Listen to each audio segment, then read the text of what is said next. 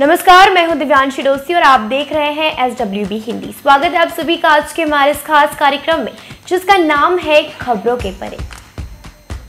बुधवार को संयुक्त राज्य अमेरिका ने नाटो सहयोगी जर्मनी द्वारा योजनाबद्ध दक्षिण चीन सागर में एक वॉरशिप को भेजने के लिए जर्मनी की योजनाओं का स्वागत किया है।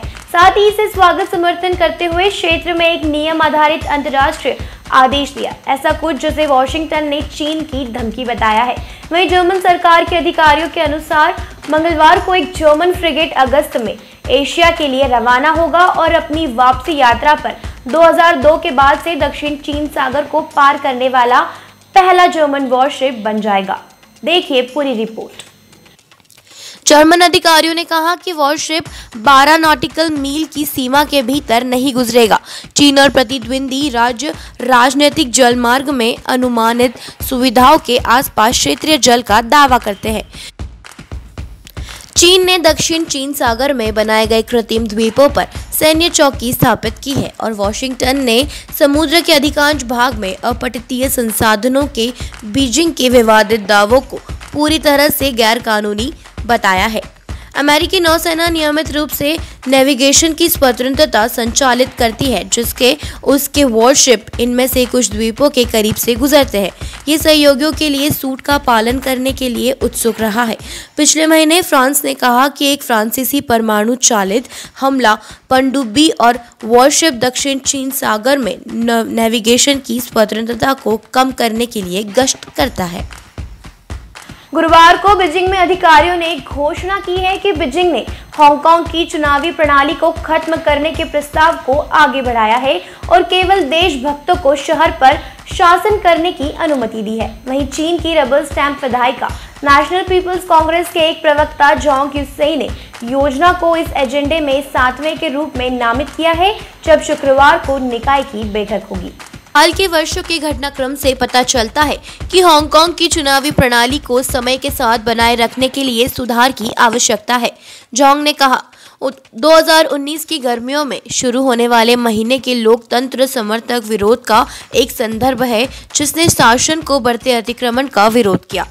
चीनी अधिकारियों ने नियंत्रण को बड़ा करने के लिए पिछले वर्ष की तुलना में तेजी से आगे बढ़ने के लिए एक राष्ट्रीय सुरक्षा कानून लागू किया, जो किसी भी गतिविधियों को दंडित करता है जो इसके अलावा अलगाव, तोड़फोड़, विदेशी ताकतों के साथ मिलीभगत और आतंकवाद के रूप में परिभाषित करता है।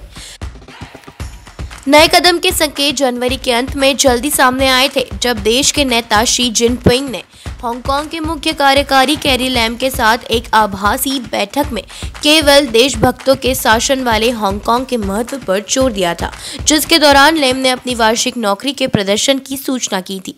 फिर एक महीने बाद राज्य परिषद के हांगकांग और मकाऊ मामले की कार्यकर्ता का नेतृत्व करने वाले वरिष्ठ अधिकारी जिया बाओलोंग ने ईस्ट शी के दृष्टिकोणों के लिए एक भाषण दिया, जिसमें दावा किया गया कि यह चीन के लिए पूर्व ब्रिटिश उपनिवेश पर संप्रभुता का प्रयोग करने के लिए अपरिहार्य आवश्यकता होगी।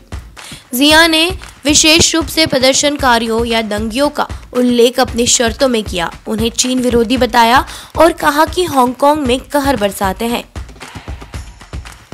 साथ ही उन्होंने अपने भाषण में कहा कि हांगकांग के अंदर और बाहर शत्रुतापूर्ण शक्तियों क्यों हांगकांग में परेशानियां पैदा करने में सक्षम थी और यहां तक कि कुछ राजनीतिक अंगों और कुछ क्षेत्रों में गति भी जुटा रही है।